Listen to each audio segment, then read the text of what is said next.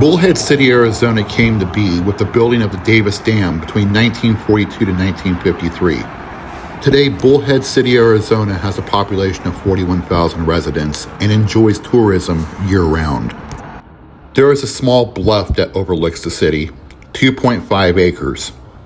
And it's on these 2.5 acres, which is the last remnants of what was before Bullhead City, a little town in the Arizona Territory called Hardyville. Let's take a better look. Hardyville was settled in March of 1864, and it was named after an early resident and politician, William Harrison Hardy. By all accounts, Hardy was an eccentric personality, but Hardy is also credited with being the inventor of the riveted mail sack.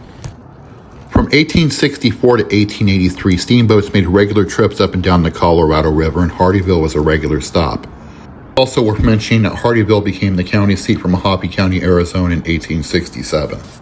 Now, during the 1870s, Hardyville saw a population boom as the mining in the surrounding areas became more profitable, and the town grew with the construction of a general store, a saloon, a blacksmith shop, a billiards hall, and a public hall.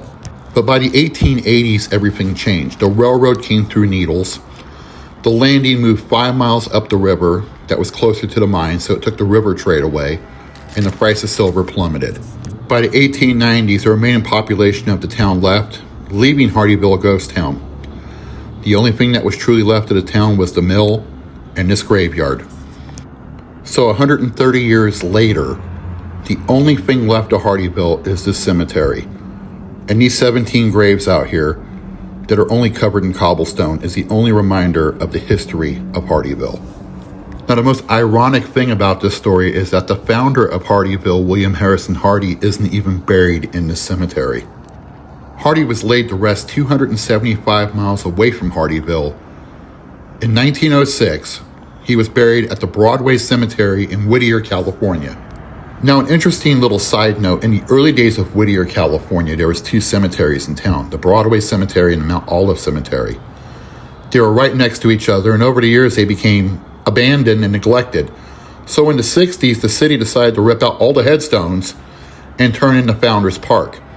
So if you go to this park to play, baseball or something, you're literally playing on somebody's grave. And like I said, if you're not following the Random Abyss, then what are you doing? Please click like, share, and subscribe. We are available on all major social media platforms.